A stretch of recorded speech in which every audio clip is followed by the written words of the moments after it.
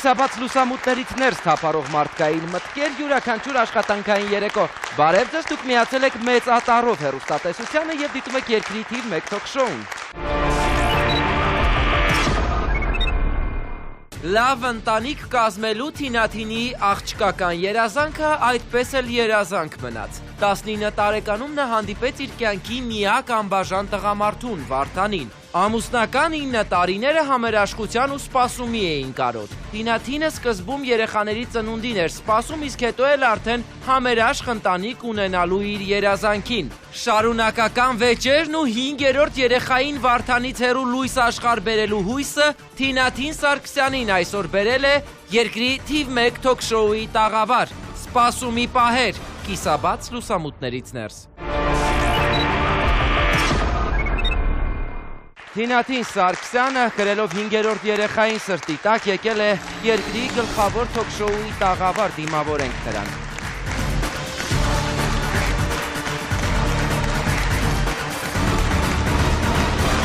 Բարի երեկո Թինաթին, ձեզ կրճատ հավանաբար Թինա են ասում պարզապես։ Շնորհակալ եմ կիսաբաց լուսամուտներին դիմելու համար, այսօր տարօրինակ է ձեր ներկայությունը մի պարզ պատճառով այստեղ, որ դուք խաբել եք ձեր ամուսնուն Վարդանին, որ գնում եք բժշկի, բայց այստեղ հավաքվածներից և ոչ մեկը համենայն դեպս կրթությամբ բժիշկ չէ և դուք բժշկի չեք եկել։ Պատճառը որն էր, որ խաբել եք ամուսնուն։ Վարդանը երբ իմացավ ես դիմում եմ կիսաբաց լուսամուտներին, ինքը էլի սկսեց ինձ հետ վիճել, անգամ այստեղ որ եկել էինք ձեր խմբագրություն, որ ես դիմեի, ինքը եկավ խանգարեց, թույլ չտվեց, որ շարունակեմ։ Այստեղ մի թեթև վիճաբանություն, անգամ անվտանգության աշխատակիցները իրեն խնդրեցին, որ շենքը լքի։ Եկեք հասկանանք, թե ինչպես է ձեր կյանքը դասավորվում, երբ 19 տարեկանում ամուսնանում եք, հանդիպում եք այդ տղային, որոշում եք փախնել նրա հետ, կյանք կապել և արդյունքում դասավորվում է այնպես, որ դուք ձեզ փրկության օղակ համարում եք աթիվին ու գալիս եք այստեղ ապաստան խնդրելու։ Մենք Վարդանի հետ ծանոթացել ենք մայրիկիս ընկերոջ միջոցով, իրանք միասին ընկերներ էին, երկուսն էլ ժամանակին գտնվում էին անազատության մեջ, այդպես ազատությունից հետո Վարդանը եկավ մեր տուն, ծանոթացանք ու մայրիկիս ընկերը Գուրգենը դեմ էր արդեն։ Լավ, ինչն է պատճառը, որ Վարդանի հետ կոնֆլիկտները սկսվել են։ Որն է հիմնական խնդիրը, որ ձեր ջուրը նույն առվով չի հոսում։ Վարդան, ասենք, միշտ ինձ ծեծել է, բռնության է ենթարկել, միշտ վախեցել եմ, որ ինչ-որ պատճառը։ Իր համար պատճառ պետք չի։ Ինքը ասենք չի խմում, չի ծխում, բայց իր համար պատճառ պետք չի, ինչ-որ իր անկերուհիները, ինքը կարող է նկարագրել օրինակ մի իրավիճակ, որ հանգուցալուծումը ծեծի միջոցով է եղել։ Ինչ կարող է տեղի ունենալ։ Ասենք մամաս իրան գումար էր պարտք, պարտք ասելով 2000 դրամ վերցրել էր, հետո վերադարձրեց, ինքը չուզեց, բազոնքա, ամոթա, պետք չի։ Այդպես, հետո օրերից մի օր ինքը հիշեց, որ մայրիկս իրան գումար է պարտք, ու որոշեց, որ գիշերը մոտավորապես ժամը 1-ին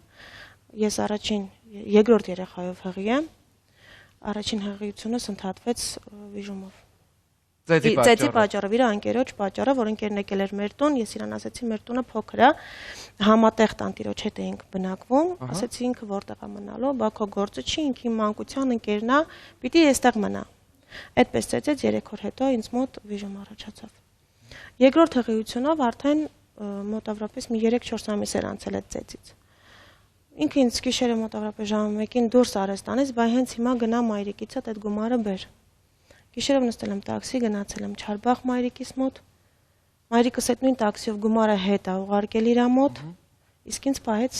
տանը։ Առավոտյան ինքը արդեն եկավ իմ հետևից, որ հիմա մի բան էր, եղավ, անցավ, գնաց, արի գնանք տուն։ Այսինքն զղջում էր ամեն ծեծից հետո։ Ամեն չի, հա, ամեն ծեծից հետո ինքը զղջում էր, որ հանկարծ չբողոքեի, չդիմեի ինչ-որ միտեղ։ Երբ եկանք տուն, տեսա, որ մի հատ աղջիկ կա, ամբարով վարքի տեր։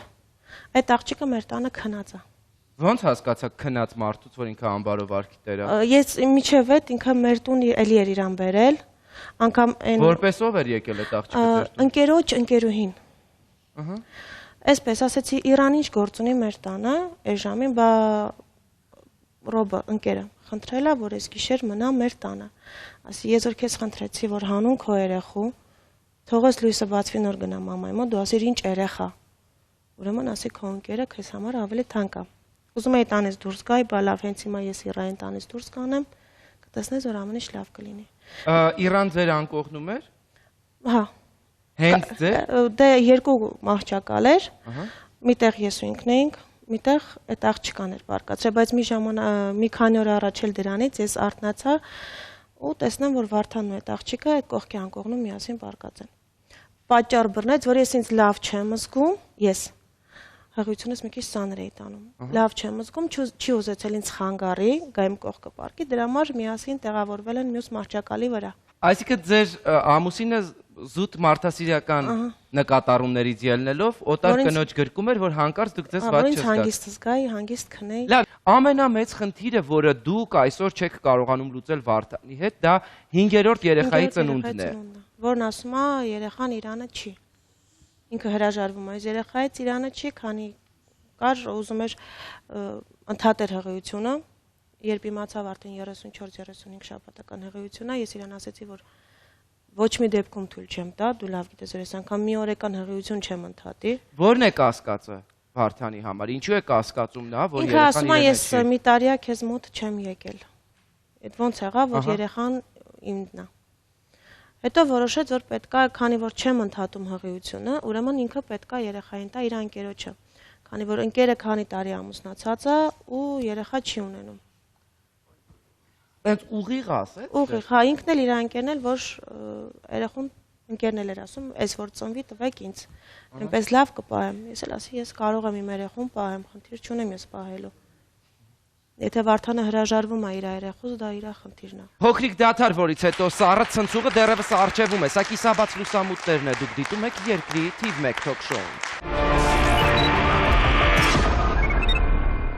Դուք դիտում եք կիսաբաց լուսամուտները, շնորհակալություն ուշադրության համար։ Մենք վերադառնում ենք մեծ ատառով հեռուստատեսության եթեր եւ իհարկե հիշեցնում ենք ձեզ կիսաբաց լուսամուտներ բարեգործական հիմնադրամի մասին։ Մենք այն ստեղծել ենք, որպեսզի միասին պայքարենք այն ընտանիքների համար, ովքեր դժվար կացության մեջ են եւ ձեր օգնության կարիք ունեն։ Կատարեք անվանական դրամական փոխանցումներ այն հաշիվներին, որոնք տեսնում եք այս պահին ձեր էկրանի ներքևի հատվածում։ Կամ էլ նյութական օգնություն ցուցաբերելու համար զանգահարեք մեր թեժգից +374 60 50 33 17։ Եվ այսպես Թինա, վերադառնալով տաղավար, միակ կինը, որը ձեր ամուսնու այսպես կենցաղն էր զարդարում, Իրինան չէր, ում կասկածում էիք դուք։ Սիրուհիների շարքը, ինչպես դուք եք պնդում, շատ էր։ Այո։ Կյանքը ձեր եւ օտար կնոջ միջև կիսելով շարունակում էիք Վարդանին։ Երբ մենք տեղափոխվեցինք Մասիս քաղաք, արդեն երրորդ բալիկը ծնված էր։ Մոտավորապես 2 ամսական էր փոքրիկը, որ մենք տեղափոխվեցինք Մասիս քաղաք։ Այնտեղ իր ընկերը մեզ լավության կարգով ասեց, եկեք ինչ որ բազա կա, այդտեղ տիրություն արեք այդ բազան, սեփական տուն էր եւ կենթանիներ ուներ։ Դուք ուղղակի տիրություն արեք եւ վարձ չեք տա, ուղղակի եւ աշխատավարձի կարգով ինչ որ մի փոքրիկ գումար կստանաք։ Դե ես ասացի, որ ես կենթանիներից գլուխ չեմ հանում, անավանդ 3 փոքր երեխայի հետ ես չեմ կարող։ Ինձ ասացին, որ ես գործ չունեմ կենթանիների խնամքի հետ։ Դե համաձայնվեցի։ Երբ գնացինք Մասիս, այնտեղ բերեցին մի կտվորուի։ Ու այդ օրվանից կարելի ասել 2011 թվականի մարտի 21-ից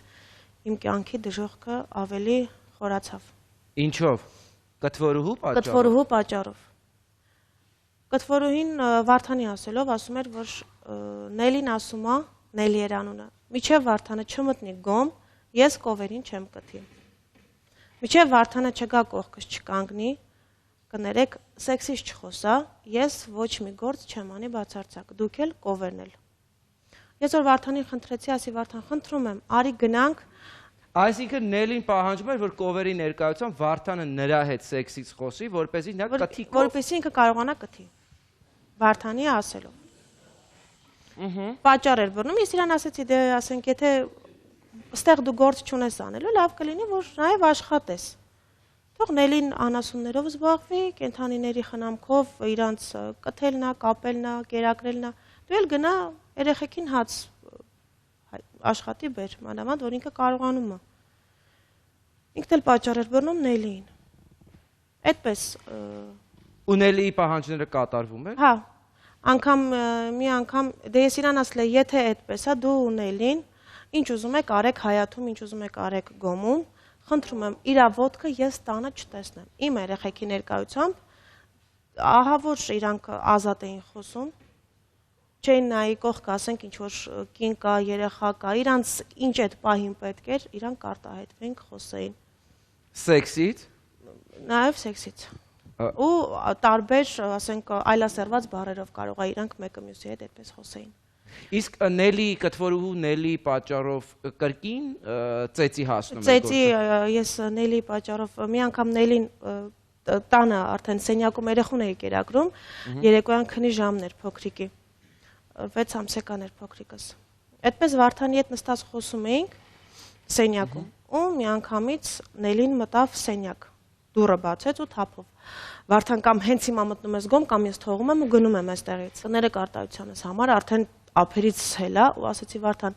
այս ինչ գործ ունի իմ տանը, ես քեզ խնդրել եմ, իրա ոտքը իմ շեմից ներս չմտնի։ Հենց հիմա կամ բարի պատասխանն ես տանում Վարդան, կամ ընդհանրապես ինչ չես տեսնում։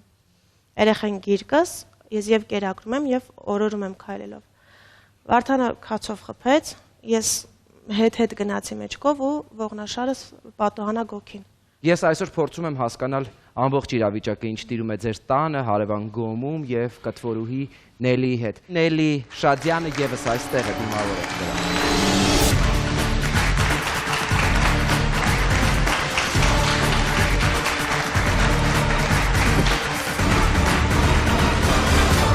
Բարի երեկո տիկին Նելի, դուք իրականում աշխատել եք ֆերմայում որպես կտվորուհի։ Այո, Հրաչ ջան, հիմա ես կներեք ինձ, ես ուղղակի չեմ ուզում իրան նեղացնեմ, ինքը շատ սխալ բաներ ասեց, ես իր ընտանիքի հանդեպ մաքուր եղել եմ, ինքը ինչ որ ասեց, ինքը ինադու է ասում։ Ես հիմա լրիվ պատմությունը կպատմեմ, նրանից հետո թողես մարդիկ լրիվ որոշեն, իրականում ես ով եմ ու իմ ամուսնու հետ ներկա պահին։ Ես մտել եմ իրանց տուն կտվորուհի աշխատելու։ Նախ առաջինը ես չեմ ստիպել ինձ, չեմ ասել, որ ուզում եմ։ Մեր հարևան եկավ մեր տուն, ասեց Նելի ջան, նեղն ես, էլի ուզում ես աշխատես, ասի հա։ Ասեց գնանք մի հատ տարածք կա, ֆերմա կա։ Աշխատի, կտվորուհի կաշխատես, ընտանիք են։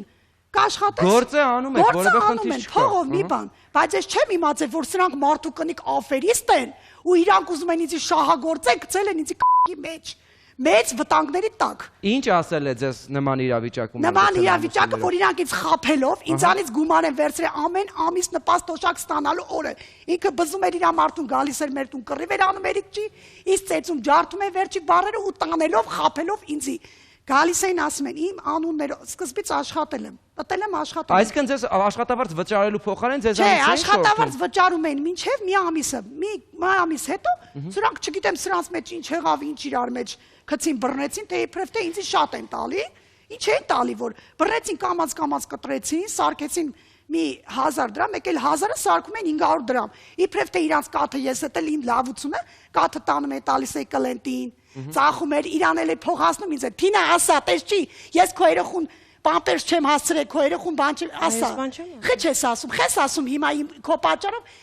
քո պարտու պատճառով ես քեզ քո տունը քանդել եմ, հա։ Չէ, քո պատճառով, որ դու ասեցի։ Իմ պատճառով ոչ մի բան չի եղել, ցավը տանեմ, դու քո մարդու հետ ես կոնֆլիկտ ունեցել։ Միջև իմ գալը ես չեմ ճանաչել դու կով եք իրականում։ Հետո իմացա դու կով եք, խես հիմա սխալ ասում ես մարդիկ է սխալ բան կա։ Կոնկրետ հենց ցավը տանեմ, ես 3 երեխա ունեմ, դու լավ գիտես ես ոնց եմ ապրել։ Իմ տունը հիմա որ մտեք ներկապային Իմ տունը մտնեք, ահա որ վիճակաշունը կապես չի ապրի, հիվանդներ ունեմ տան մեջը։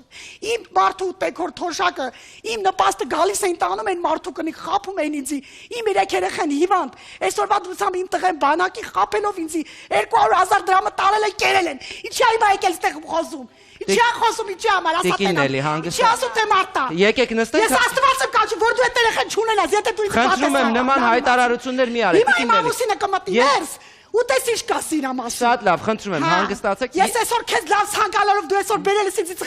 խայտարակ չես անի, Թինա։ Իմ մարդը հիվանդ վիճակով, այսօր դու փողերը տարեկերել ես մարդու հետ խոսում ես, ինչ ես բողոքում։ Տարակերակ մարդու կանիք ոչնչացրիք։ Խայտարակ դու կլես։ Կտամ որեքի քեզ քո երեխեք դե։ Խնդրում եմ, նստեք ձեր տեղը, խնդրում։ Այսօր եկել այցի ասում, սեյցև արեն, այդ քո մարդու հետ դու ես կռվել։ Տիկին Նելի։ Ձեր փողերը որ տարել կերել են դուք ինչ որ միտեղ։ Մի վարքյան խնդրում եմ հանգստացեք։ Տիկին Նելի, խնդրում եմ նստեք։ Ինչ չէ, մի րոպե, ես չեմ կարա նստեմ, չեմ կարա, ես իմ սիրտը կայլում է, եթե ես իմ այլ սիրտը կայլավ, իմ երեխեքին ով է պայել։ Շատ լավ։ Դուք թե Չէ, հանգստացեք, իրար դիմաց կանգնած կխոսեք։ Երեխա ունին գերորդ ուզում անեն այնցանով փողերը։ Էլի եկելա որ փող ինձանից։ Դուք չեք հասկանում։ Հասկանում եմ, Ձեզ հանգստացեք։ արդեն ձեզ տարտե կուտը տվել է ձեզ շահագործել։ Ինձ ոչ մեկ կուտ չի կարող տալ, հանգստացեք։ Ես եկել եմ գիտեմ սախտասեմ։ Տիկին Նելի։ Մարդիկ կանչեք, վկաներ կանչեք, քեզ տես ինչ կանեն։ Տիկին Նելի, լավ, մի վարքյան եկեք հանգստանանք։ Երբևիցե Վարդանի կողմից ձեզ անպարկեշտ առաջարկ եղել է։ Ոչ մի բան էլ ինքը չի առաջարկել, սաղ իրականիկն արէ, սաղ իրականիկը։ Բայց ինչ սեռական բնույթի խոսակցությունների մասին է։ Ես գնացել եմ կողմ, թե իր մարդը մտել աներս, իմ հետ խոսացել է, ինչ ենք անեմ ելն դե որ խոսում այսի։ Իր փոքրիկից ծնվելուց հետո ինքը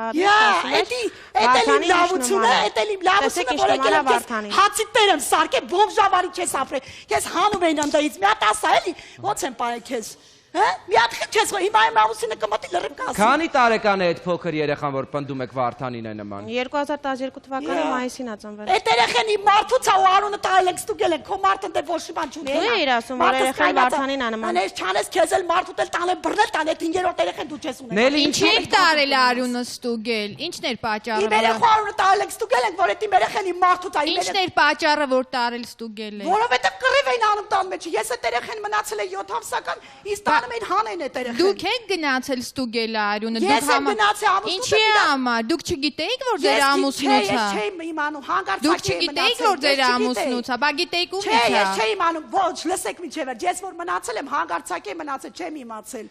Հասկացա, բայց եթե դուք չգիտեիք ձեր ամուսնուց, ապա ումից պիտի լիներ այդ երեխան։ Ոչ, իմ ամուսնուց է եղել, ինքը պատճառ է բռնում, իր մարդու հետ ոչ մի բան մենք չենք անում։ Թինա, հիմա ինչի եք լռում, հասկացանք, լավ, այդ երեխայի հարցը հիմա չենք էլ կարող։ Քանի սիրասներ ունի իր մարդը, ինքը ցաղոր իրան քաշում ծեծում են Նելին ա մեղավոր, Նելին մեղավոր չի։ Նելին ընդամենը զոհայել էր, աշճան։ Ինչ խափել է։ Եկավ, սկզբից աշխատում է։ Այս սրանք մարդու կոնի քծում։ Լավ, հիմա դուք պնդում եք, որ ձեզ սիրուհու պիտակ է կպցնում, որովհետև ձեզ գումար է, բարդ։ Որովհետև ինքը չի կարող իր մարդու վրել իր երեխեքին չի պահում, ինձ է մեղավոր։ Հենա մարդը սնդեկայնած է վկական չի, իմ մարդը սա կպատմի։ Իրականում ինքն ու իր մարդը իր կեսարը ով են։ Իր կեսարը ու քանի մարդ ա եղել։ Լավ, եկեք կանչենք ձեր ամուսնուն, դուք անդադ նրան եք հրավիրում, պարոն Սամվել Շադյանն է գալիս կիսաբաց լուսամուտը։ Առաջից վերցել եմ այդ ով պետք է մուտի։ Կարող է ես գնամ բերդը մնստեմ քո մերը իր համար։ Քո մարդը դարձած ապրես։ Քո մարդը որ բերդը կունենաս։ Որ քեզ դες ես մեղ կունեմ։ Եթե իմ լավությունը որ եկեմ փողոքել։ Սոսնացալա։ Հանգստացեք։ Դե գամիշի մեծ սպանել։ Իմ ձենը կտել եմ։ Եկել եմ փեդը ջարդել, քեզանից կոպեկ եմ ուզել։ Եթե դուք սաղ կյանքո մեկ ճիշտ եք, խես հերախոս անջատու։ Խես փախու։ Ես դու փայ արիքեմ։ Պարոն Սամվել, խնդրում եմ։ Սուսնացալ աղջի։ Այսօր խայտարակ ես ես որ քոդ մտել եմ հերախոս վեցել։ Ո պետք է։ Ինքերորդ երեխան ապրել։ Ո ես փայ արիքեմ։ Երեխա պետք։ Դա կասեմ։ Պարոն Սամվել, խնդրում եմ նստեք եւ մի մոռացեք, որ Թինան հղի է հիմա, հա։ Հիվանդ է, այս մարդը դասել է 4-րդ երեխան ունենա։ Միլիոնի կես տարի փողացա։ Քիչ ես բերել է թարցուց։ Պարոն Սամվել, խնդրում եմ նստեք ձեր։ Նստեք ձեր կնոջ կողքը, հա, թե կարելի է։ Սուսնացալ է, մի րոպե։ Առանց գոռալու։ Հանգստացեք, մի վարքյան խնդրում եմ։ Պարոն Սամվել, նստեք հանգիստ խոսեք խնդրում եմ։ Գանգը մուճկա կեցեց, բայց մեղ կունեմ։ Հանգստացեք խնդրում եմ։ Օղրոշ։ Տիկին Նելի, եթե ձեր ամուսինը հիվանդ է, ինչու եք բերել այստեղ։ Գիտեք ինչի համար Չէ եմ որ բերել։ նա չի կարող իրեն Ասեմ, տիրապետել։ գիտեք ինչի համար եմ բերել։ Ես ուղղակի չեմ կարող նստած խոսամ, իմ սիրտը Չէ, դուք նստեք ավելի լավ է, ես ձեզ լավ եմ լսում։ Ինքն էս բաներ պատմում։ Ասես երեխան ունենա Տիկին Նելի, Թաշեն հողտանա Ինձ խափել են մարդուսնի։ հասկանալի է։ Բայց ո՞նց ես պատասխանը տա։ Իմաստանը պաշտպանում։ Մի արեք նման հայտարարություններ, Տիկին Նելի։ Աստված ոչ ասա պատասխանը։ Հանգստացեք մի վարքյան։ Մի վարքյան մի վիրավորեք իրար։ Եվ պարոն Սամվել, խնդրում եմ մի վարքյան լսեք ինձ։ Մի վարքյան, խնդրում եմ մի վարքյան լսեք ինձ, չեմ գնում։ Լսեք ինձ, խնդրում եմ։ Պարոն Սամվել, մի ստիպեք ձայնս բարձրացնեմ, խնդրում եմ, լսեք ինձ։ Որքան գումար է, ինչպես դուք եք պնդում, այս կինը կերել։ Ինքը իր մարդու հետ օբշի իրար հետ 300,000 դրամ պարտքա, որից որից ասեմ, ամեն ամիս թոշակ նպաստից այս տղեկը հիվանդ մարդիկ են գալիս էր, նպաստիցս վերցում էին, թոշակից վերցում են տունս կռիվ մարդը, տանում են, ասում են կմուծեմ, չեն մուծում, պարտքս հետ չվերադարձի, մինչև առեսօր, խապելով, իմ երեխեն ծնվավ, իր երեխեն էլ ծնվավ, ասեց, երեխես կծնվի, փողդ կտամ, գնամ Դավիթ Հաշեն հող ծախեմ, ասա դե խոսախի չես խոսում, դե բացը բերա։ Ես առաջարկում եմ ձեր ուշադրությանը մի տեսանյութ, երբ մենք տանն էինք, ձեր Վարդանը կրկին խոսում էր գումարներից, ահա թե ինչ էր ասում նա այնտեղ, նայեք էկրանին։ Բայց դու ոնց ես քեզ աչոտ տամ։ Փողտամ ոնց որ ասեն դե խանութի պարտ կտաս տանես ուրիշի վրա։ Ես խանութի պարտ դու ինձ փող չես վտամ, ես փող տամ։ Նայ, ով որ չի տվել ես երեխեն, ես կան դեմ, մեկ կա մարդու դեմ եմ մարդում, ես 4 երեխա։ Ով որ քեզի փողը չի տվել, ասելա տար տնա ջան պարտքը վերադարձրա, որ եկեք օգնած գիշերից ելնե։ Այս երեխեն ծնվելուց մնայց այդ բանի վրա մահանա։ Երեխեն Թող մնա, որովհետև դու մեկը դու սրբություն չունես, դու քո տատու գերեզման երթվում ես, դու ասում ես իմ 4 երեխուն թաղեմ, եթե ես քեզ մատով կտնեմ, հաջորդ օրը դու ինձ սպանում ես։ Դուք մեղադրում եք հիմա Թինային, պնդում եք, որ գուցե Թինան էլ է Վարդանի թակարդի մեջ ընկած։ Ցավը տանեմ, Հրաչ ջան, ես որ ծանոթացել եմ իրանց հետ, իրանց ընտանիքի մեջ շուտը ոչ մի վեճ չի եղել։ Ես աշխատել եմ, ինչքան որ պետք է։ Իմ գումարը ստացել եմ, վերջում էլ իրանք են ինձ առաջարկել, որ գնանք, իրանք նեղն էին մարդուկնիկ, չէին իմանում ոնց պարտքերը փակեին։ Ինձ խելոք գտան, ինձ ամուսնուս ու տեքրս հիվանդ, թոշակարու երկուստ էլ հիվանդ։ Հայեր են գրել չգիտեն։ Առաջարկեցին գնացինք հեռախոսներ վերցրինք Արմենտելից, Արմենտելից, Օրանժից, լրիվ վերցրեցինք հեռախոսները։ Ասեց ամեն ամիս կտանք։ Իրանք խափելով ինձ չմուծեցին այդ փողերը։ Տակովարին, ամեն ամիս իմ տունը դատարանից թուղթեր գալիս ճղում էի ու գնում են դե կռիվ էի անում։ Հետո մի օր էլ գնացին ասում թուղթը տարա, ասում եմ Թինա, այս ինչ բան է։ Թինան ասում է Վարդան պատասխան, չհասկացա, դուք մարդու կնիկ։ Եթե փող ուտում եք, չի մի օքին ասում Վարդան։ Վարդան էլ ասում է չունեմ տալ, չունես, ես դիմեցի օրենքին։ Օրենքը պետք է կանչի հիմա երկուսին տանելու է բռնի, երեխեքին էլ տալու է բանկատուն։ Եթե այսօրվա դու ցավ իմ խեղճ ընտանիքին Հրաչ ջան։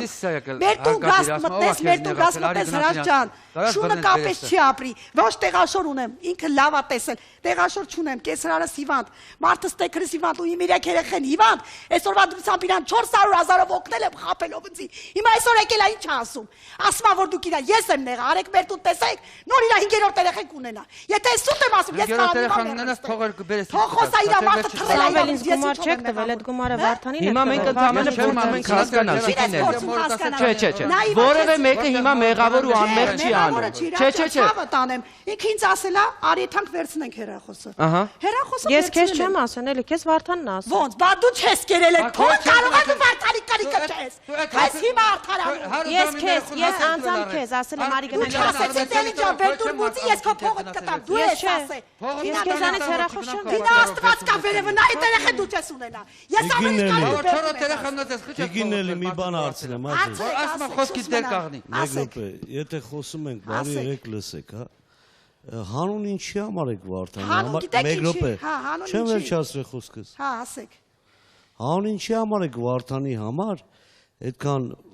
զողությունների գնացել ու ընդ որում ձեր հաշմանդամ, ընտանիքի անդամի միջոցները հատկացրել Վարդան։ Հանուն երեխաների եկել է ասել, նեղն ենք։ Գնանք հեռախոս վերցնենք, ծախենք, քեզ էլ կտանք, բայց իրանք հեռախոսը վերցրել են, կերել են, այդ փողերը չեն մուծել։ Օրանժից, Արմենտելից, հետո մի բան ասեմ։ Ինչի համար Վարդանը որ արժանինքների Վարդանի որ Չգիտեմ, ասեց աշխատանք չունի Վարդանը, գնա խնդրում եմ օգնի վերցրու, փողը կմարենք։ Հետո է գալիս էր ժամանակը տենում է, չէ, թղթեր է գալի, այ մարդ, ինչ թղթեր։ Բա ներկայացեք դատարան, չէ, թողում որ հասներ դատարան։ Տանում է իրանց տուն մարդը բակը մուծենք։ Չէր մուծում։ Լավ, այդ հասկանալի է։ Հիմա ով աշխատանք չունենա, դիմի ձեզ դու գումար կտա։ Չէ, ես չեմ գումար տա, բայց ես կմարթեմ, կտեսնեմ, եթե այդ մարդը Արչոք արժանիա, չէ, ես չէի տալի։ Ես իմ տունը հանգիստ նստած է, ես չեմ ուզեցել, որ գնամ իրանց ընտանիքի բանը դառնամ, հələ մի բան ասի Նելին մեղավոր չի։ Իսկ Թինային ուղիղ դուք ինչ որ բան տվել եք։ Թինային ուղիղ ոչ մի բան չեմ տվել, ինքը ինձ կանչել է։ Ասելա Նելի ջան, այդ հեռախոսները սաղ կտանես կմուծես, վերջում էլ կամպյուտեր ենք վերցրել իմ տղայիս անով, ասել եմ Թինա ջան, Վարդա ջան, ես չեմ կարող մուծեմ, իմ տղային է ճիշտ է, պետքա չեմ։ Իրա մարդու ինքը վերցրել են ամեն ամիս տանեն մուծեն։ Իրանք ամեն ամիս իմ տունը կռիվ են գցե, եկե վերցրել են իմ թոշակից են նպաստից։ Մի օր էլ եկան ասին, գիտես ինչ Նելի, բանը այդ Փարոսի նպաստի տեղ ասում են փողերը հավաքեք մի տարվա, կտրում են։ Հավատալով իրանց եմ տվել, բայց իրանք ուր են տարել, էդի սև սարերին գրված սառույցին, բայց ուր են տարել, ինձ խաբելով։ Իմանանք մենք ուր են տարել, բայց միայն փոքրիկ դադարից հետո սա կիսաբաց լուսամուտներն է, հեռու չգնաք։ Սպասումի պահեր, կիսաբաց լուսամուտներից ներս դուք միացել եք երկրի թիվ 1 թոք-շոուին, մենք վերադառնում ենք տաղավար։ Եթե նոր եք միացել մեզ, ապա ծանոթացեք այսօրվա թեմային, մեզ մոտ թեժ է։ Լավ ընտանիք կազմելու Թինաթինի աղջկական երազանքը այդպես էլ երազանք մնաց։ 19 տարեկանում նա հանդիպեց իր կյանքի միակ անբաժան տղամարդուն՝ Վարդանին։ Ամուսնական 9 տարիները համերաշխության ու սպասումի էին կարոտ։ Թինաթինը սկզբում երեխաների ծնունդին էր սպասում, իսկ հետո էլ արդեն համերաշխ ընտանիք ունենալու իր երազանքին։ Շարունակական վեճերն ու 5-րդ երեխային Վարդանից հեռու լույս աշխարհ բերելու հույսը Թինաթին Սարգսյանին այսօր բերել է երկրի թիվ 1 թոք-շոուի տաղավար։ Սպասումի պահեր, կիսաբաց լուսամուտներից ներս։ Վերադառնալով տաղավար, Թինա, մենք անընդհատ լսում էինք գոռոցներ, մեղադրանքներ ձեր ու ձեր ամուսնու հասցեին։ Խնդրում եմ, եկեք զուգահեռներն անցկացնենք, թե իրականում պատմություններից որ մեկում եք դուք ձեր լուման ունեցել եւ այսօր գուցե եւ անմեղ դեմքով եք նստում։ Ես համենայն դեպս փորձում եմ հնարավորինս զուսպ լինել, հասկանալով ձեր ֆիզիոլոգիական վիճակն այսօր։ Տեղյակ եղել եք, որ նման գումարներ է անընդհատ Նելիի կողմից եկել ձեր ընտանիք։ Հեռախոսների, համակարգչի եւ նման անօրինական գործողությունների հարցում դուք տեղեկություններ հանգստացեք խոսում են։ Այո, ես տեղյակ եմ եղել, իրան որ ես ասլեմ գնա աշխատի, ինքը չի սիրում աշխատել։ Ինքը իմ քուրիկի անունով էլ ա վերցրել հեռախոսը, իմ անունով էլ ա վերցրել։ Իր ընկերոջ մեկ ուրիշ ծանոթի միջոցով էլ ա վերցրել։ Ինքը սիրում է ընդամենը վերցնի ու այդպես, ասում եմ քեզի գումար ապետ, ես տալիս եմ քո գործը, չի թե որտեղից եմ տալիս։ Լավ, եթե մենք մտածենք, որ տուժողի կարգավիճակում է այսօր տիկին Նելին, իր ընտանիքը, հիվանդ ընտանիքի անդամները եւ այլն, ինչու է ձեր կողմից վստահ մի հարց անընդհատ առաջ գալիս, որ սիրուհի է եղել Նելին ձեր ամուսնուն։ Դե Վարդանն ասում էր դու արի հեռախոս վերցրու, իսկ ինքը Ստյոպը, այդ ընկերը, ումը որ պատրաստվում է փոքրիկին տալ, եւ Նելին ամեն անգամ գնում էին աշտարակ, գնում էին Աբարան, գնում էին Սևան, գնում էին իրանց քեֆերն էին անում։ Տիկին Նելի, դուք Ստյոպին ճանաչում եք։ Տաքսիստը իրա հենց իրանց բանն է, իրանց հետ է կապ ունի Ստյոպը տաքսիստը, որ մի հատ դեարի մի ասա խուժան, իրա մարդու իրա հետ իրանց ընտանիքին հացիմ տունը հաց չի կիսե։ Ես դրա ճանաչում թոգաստը, ես դրա ճանգռեմ, դրանք գցեմ քացուստան։ Չէ։ Նա իրականում մարդ չի։ Իրա մարդն է, իքեն։ Սրանք սուտ եկել է ստե որ դուք օգնեք իրանց։ Ես կարամ ասեմ, կանչեմ կեսարիս 84 տարեկան մարդ է, քիթը բերանը։ Միջև առեսօր ինքը սպասում է, որ ինքը մարդու կնիկ բերեն։ Երթում են կերը իրանց գերեզմաներով, որ բերեն փողստանի։ Տեղաշոր չունեն, փողս գցեցին։ Ստյոպային էլ եք փող տվել, տիկին Նելի, Ստյոպային էլ եք փող։ Չէ, Ստյոպայի փող չեմ տվել, Ստյոպան ինձ առաջարկել է, որ գնանք կապուտր վերցնենք փողը, տանք ես չեմ համաձայնվել, խփել եմ իրան դուրս եմ եկել։ Այսի համար չեք համաձայնվել։ Գիտեք ինչի համար չեմ համաձայնվել, որովհետև իր մարդը ինձ ասեց արի վերցնենք կիսվենք։ Իսկ ես մի անգամ ընկնելուց հետո ես չեմ ուզեցել հաջորդ անգամ։ Նելի, ներողություն, մի վարքյան հանգստա։ Դուք տեղյակ չեք եղել, որ երեխա է ծնվել։ Չէ, ես չեմ տեղյակ եղել։ 4 հատ երեխով իրանք այդ տարածքից դուրս են եկել, լարել են իրանց լարել են ընդեղից, ես էլ դուրս եմ եկել։ Դուք խոսակցություններին ներկա եղել եք կամ լսել եք այն մասին, որ 4-րդ երեխան եւս Վարդանը որոշել էր հանձնել Ստյոպին։ Չէ, ես դա չեմ իմացել, ես մեր տունը նստած բան չեմ իմացել։ Մենակ ես լսել եմ, որ զանգերով ինձ զանգել է,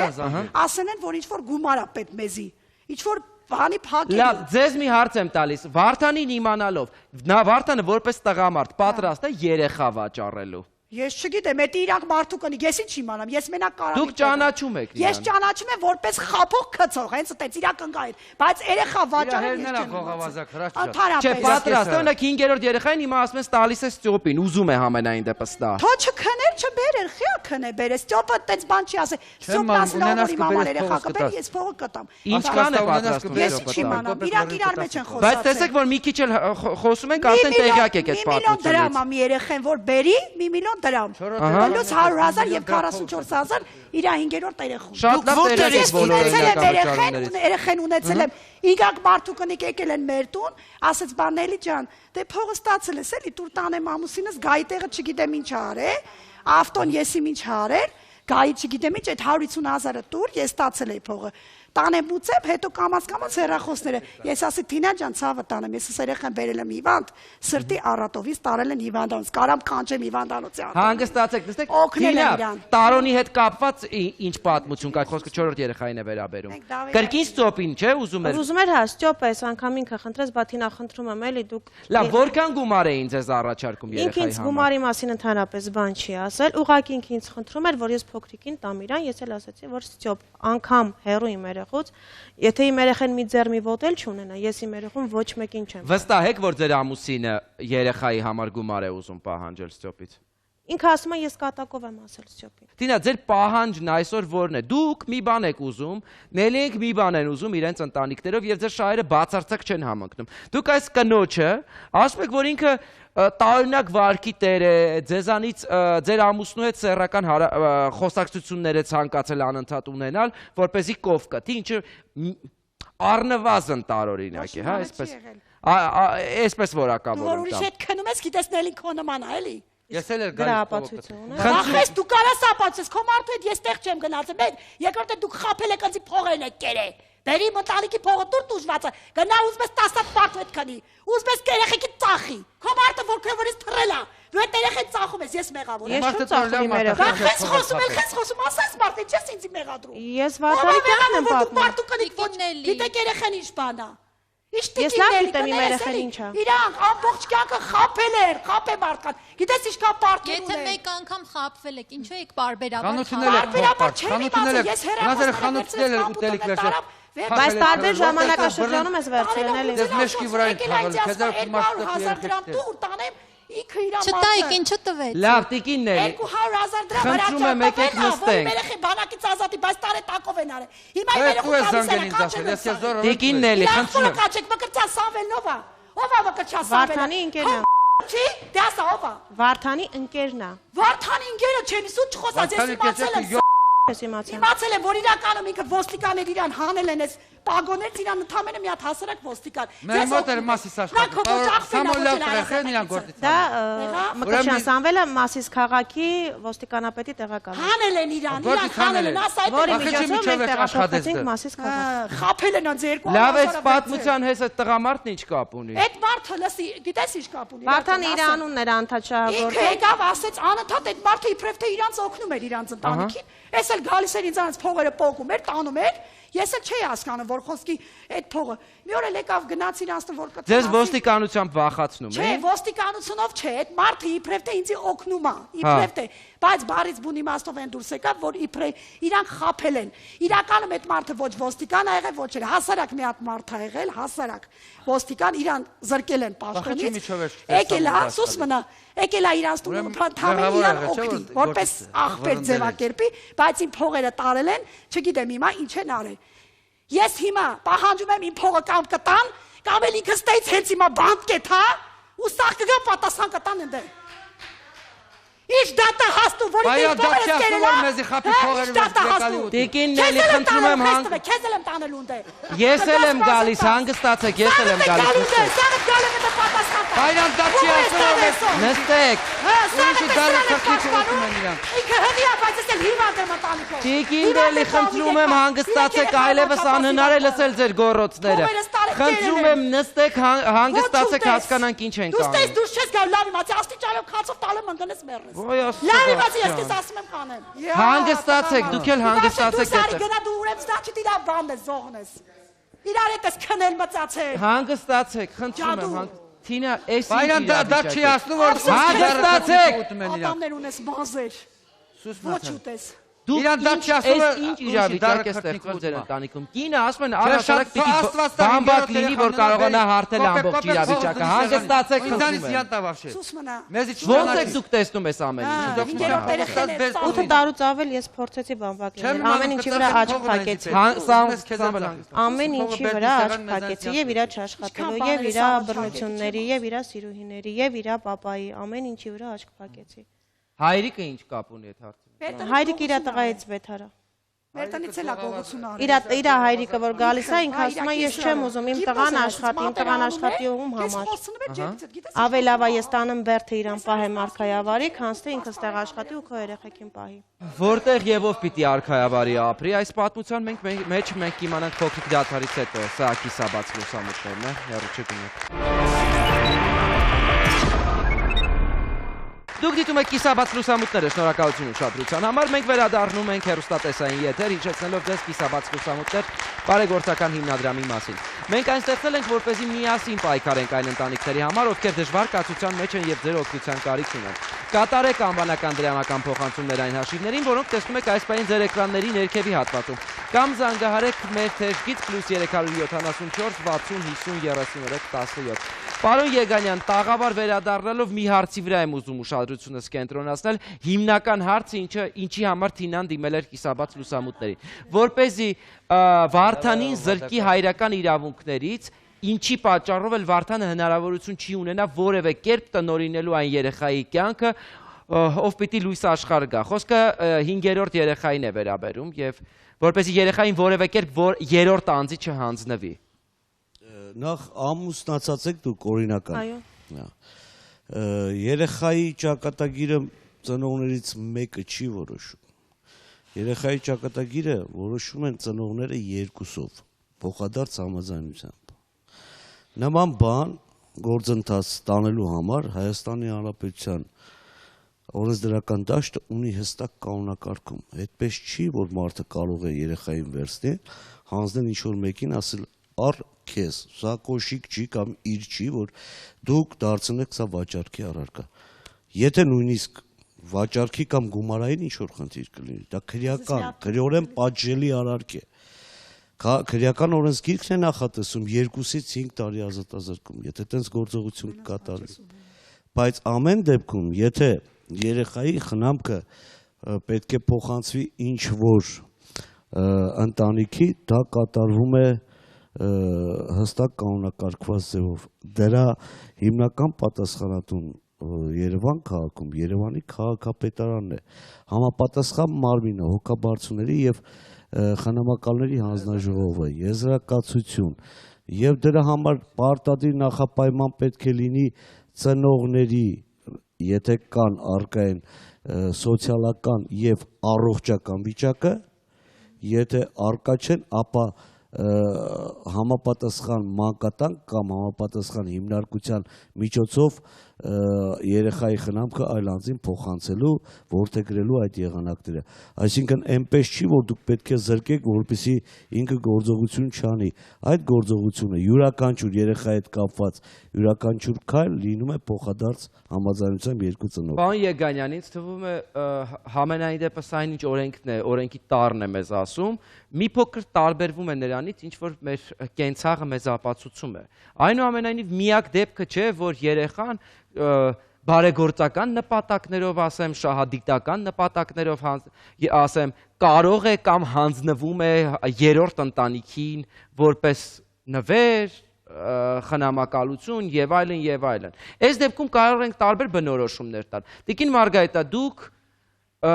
բազմազավակ մայր եք։ 5-րդ երեխան է այս ընտանիքում ծնվում, որտեղ առաջին 4-ը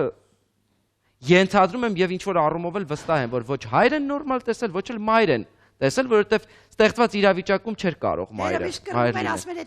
Բնականաբար, ես այս իրավիճակը, որ այսպես ստեղծվել է, ես Թինային էլ եմ մեղադրում եւ երևի ավելի մեղքի բաժինը Թինայինն է, քան Վարդանին է, որովհետեւ պետք չէ աչք փակել այն ոտնձգությունների վրա, որ ձեր հանդեպ Վարդանը իրականացրել։ Ինչու էիք աչք փակում։ Վախենում էիք, թե սիրում էիք։ Չէ, ես միշտ իրենից վախեցել եմ 2012 թվականին, նոր երբ որ Վարդանը եւ ինձ եւ մայրիկին ծեծեց, 4-րդ երեխայով հղի էի։ Այդ ժամանակ երբ որ քույրիկներս եկան, իրենք դիմեցին ոստիկանություն ու ասեցին՝ մի վախեցի, ինչի ես վախենում։ Օրենքը բոլորի համար է։ Միշտ լռել ես, միշտ վախեցել ես։ Ու լռել եք, վախեցել եք, երեխաներ եք ունեցել, նա չի սիրել աշխատել, ձեր որևիցե մեկի հանդեպ պարտավորություն չի կրել, դուք շարունակել եք երեխաներ ունենալ, այդպես չի կարելի կյանքին վերաբերվել։ Կյանքը հենց այն չի, ինչ որ ստացվեց։ պիտի պայքարեք, հասկանում եք ձեր հաջողությունների։ Մենք հիմա արմատներով շատ խորը կարող ենք գնալ, բայց ոչինչ չենք կարող փոխել, որովհետև փաստը մեկն է, 4 երեխաները կան, Վարդանը չի փոխվի, որովհետև ունի հայրիկի նման հովանավոր, որը կարծում է, որ արքայավայր պետք է ուրիշ վայրում ապրել։ Ես ուղղակի Թինային ուզում եմ հարցնեմ, դուք Վարդանից պատրաստ եք հեռանալ, եթե դուք պատրաստ եք Վարդանից հեռանալ, որպես կազմակերպության նախագահ բազմազավակների հարցերով զբաղող, մենք ձեզ կօգնենք Վարդանի հետ կհանդիպենք եւ նա կհասկանա, որ պիտի ձեզանից հեռու լինի եւ պիտի դուք որոշեք։ Մի բան կա, ես ուղղակի ուզում եմ, եթե նա ձեզ ֆինանսապես չի օգնում, եթե չունի աշխատանք, եթե տարբեր տեղերից գումար է հայտայտում ու բերում է, դրա վրա պիտի աչք չփակեք։ Եվ մի բան կա, ուզում եմ անպայման ասեմ, ասում են կնոջը, ինչպես նաև կրակին, եթե թողնում ես անուշադրության մեջ, կամ կմարի, կամ կայրի։ Հիմա պիտի այրեք դուք Վարդանին, ձեր իսկ վերաբերմունքով, ձեր իսկ քայլերով, մենք ձեզ կօգնենք այդ հարցում։ Վարդանը պիտի պատժվի, որովհետև անկախ նրանից, թե ինչպիսին են ձեր երկուսի հարաբերությունները։ Հրաժամ, մի րոպե, թող ես մի բան ասեմ, ցավոտ տամ։ Դուք արդեն 4 երեխա ունեք, 5-րդին եք սպասում, նա 5 երեխայի 4-ի հայր է համենայն դեպս 5-րդին էլ նա իրավունք չունի որևիցե մեկին տալու, ուղղակի պիտի պատասխանատվություն կրի բոլորիդ հանդեպ, չի կարելի այդքան հնազանդ լինել, մեզ մանկուց սովորեցնում են հնազանդ, բայց արժանի տղամարդուն պիտի հնազանդություն ցուցաբերել, թե չէ հնազանդությունը։ Նաիրա, լսում եմ ձեզ։ Ես կուզենամ ձեր խոսքը շարունակել, նույն հնազանդություն ասված ունի իր չափ ու սահմանները։ Ով է ձեր ամուսինը ձեզ համար, դուք 5 երեխայի մայր եք եւ այստեղ կարծում եմ ոչ միայն տուժվում եք դուք, այլ նաեւ ձեր երեխաները, որովհետեւ նման ընտանիքում վստահաբար կարող եմ ասել, երեխաները առողջ չեն կարող մեծանալ, հոգեպես առողջ, ֆիզիկապես առողջ։ Կարելի է վերանայել այն ամենը, որովհետեւ մեկ անգամ թույլ տալով թող դա լինի դուրսը, ոչ տանը, կարծես թե դուք իրեն սիգնալ եք տալիս ազդակ եք հաղորդում, որ ուզում ես ինչ ուզում ես արա, տվել եք այդ հնարավորությունը իրեն, ինքն էլ ապրում է այնպես, ինչպես ուզում է, դուք ունեք ձեր կյանքը, դուք հիմա պատրաստվում եք 5-րդ երեխան ունենալ, մայր լինել նշանակում է լինել ուժեղ, հզորություն է դա, դուք արդեն 5 անգամ ավել ուժեղ եք, դուք պիտի կարողանաք ձեր ընտանիքը վերարժեքավորել։ Եվ երկրորդը, որ կարծում եմ ոչ մասնագետի աչքով է, որ մյուս կողմը կարծում եմ ոչ խաբվողի, ոչ դժվողի տպավորություն չի թողնում, որովհետև մարդը երբ որ ինքը ագրեսիվ է, դա խոսում է նրա մասին, որ ինչ որ խնդիրներ ունի։ Հենց այնպես չեն տալիս անընդհատ պարտք, գումար, միանշանակ սա արտահայտվում է եւ երևում է։ Սակայն ուղղակի ուզում եմ շեշտը դնել ձեր վրա, վերանայեք այդ ամբողջ բոլոր աշխատանքները։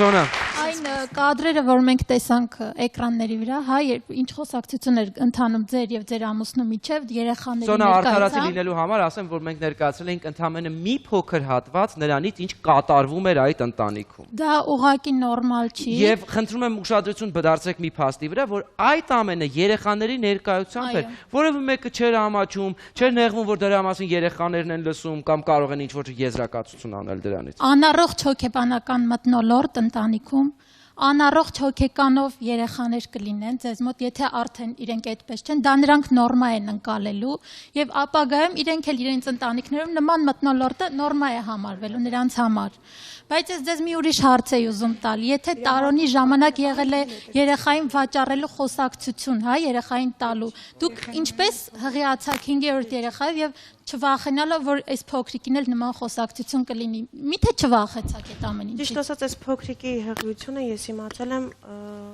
արդեն մոտավորապես 6 ամսական հղիության ընթացքում։ Ինչպես կարող է նման բան պատահել։ Ես փոքրիկին կերակրում էի եւ ինձ ասացին, որ հնարավոր է կերակրման ընթացքում հղիությունը ցույց չտա։ Ես անգամ հիվանդացել էի անգինայով, այդ ժամանակ անալիզ հանձնեցին, որպեսզի ճշտեն մոտս հղիություն կա, նոր դեղերը նշանակեն։ Ու այդ ժամանակ էլ անալիզներն էլ հղիություն ցույց չտվեցին։ Արդեն երեխայի խաղից, պտղի խաղից նոր ես զգացել եմ, որ հղի եմ։ Այդ ժամանակ էլ երբ ես իրան ասացի, որ ես հղի եմ, ինձ թվում է, որ հղի եմ, մի հատ ուզում եմ գնամ եղո, ինքը ասաց, ես այդ երեխու հերը չեմ, զանգ երեխու հորը իրանից էլ պահանջի։ ինչ որ ուզում ես։ Ժողովրդական քաղաքականությունը լավագույնն է։ Իսկ ձեր մոր ռեակցիան ինչպիսին է եղել, որ իր աղջիկը ծեծվում է եւ ինքը ձեզ չի տարել իր մոտ պահելու, չէ՞ որ մայրս ուզում է ինձ տանի իր մոտ։ Դե մայրս Ռուսաստանում է, Հայաստանում չի։ Արկերս կտաս որ ուզում ես գնա։ Հիմա ես փորձում եմ Վարդանից բաժանվեմ, որպեսզի կարողանամ երեխաներին էլ անձնագրերը հանեմ ու գնամ մայրիկի մոտ, որտեվ այստեղ ես չեմ կարող։ Տիկին Աիդա Գիտեք, այստեղ զարուրելի միտք հնչեց, բարձրաձայնվեց, որը առնվազն ես շոկի մեջ եմ, երեխայի վաճառքի, առուծախի,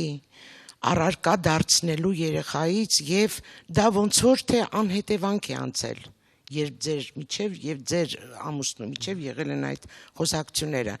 Գիտեք, Թինա, երբ դուք հայտնվեցիք այստեղ տաղավարում, ես կարեկցանք ապրեցի եւ սիրտս մի տեսակ ճմլվեց, որ հղի կինը ինչ որ խնդիրներով, ցավով հայտնվել է այս տաղավարում։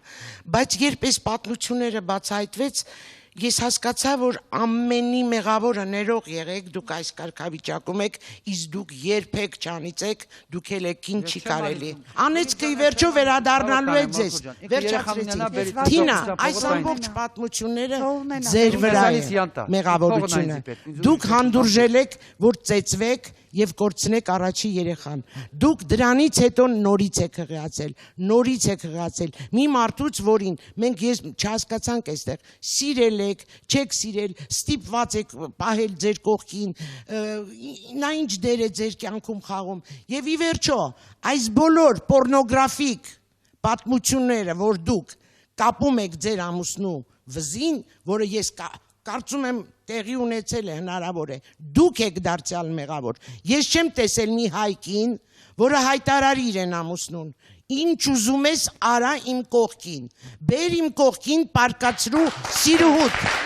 այսպիսի բան գոյություն չունի։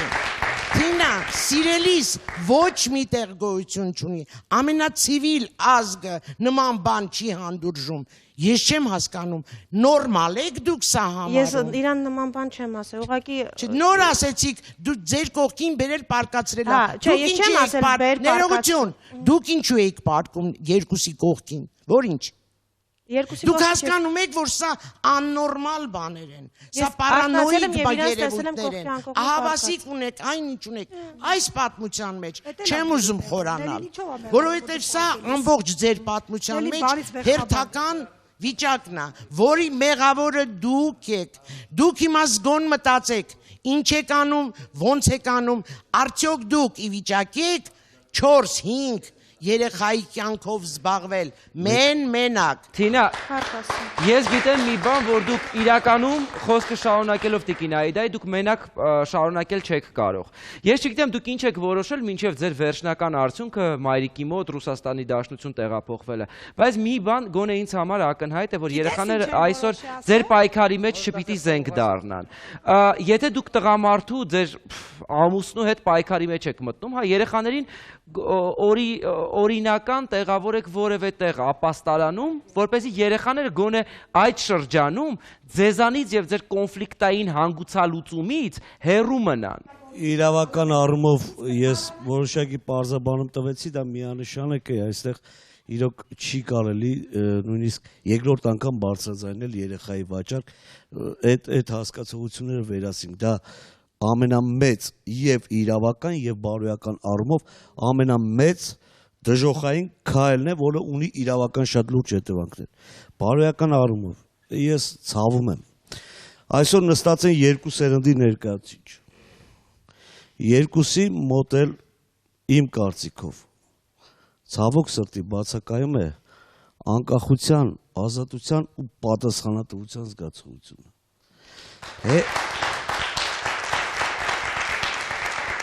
Ու սա հետևանք է, դուք կողմնորոշվեք եւ որոշում կայացրեք, հստակ որոշում կայացրեք։ Զոհի կարգավիճակում ապրելը լավ բանի չի հանգեցնում եւ եթե դուք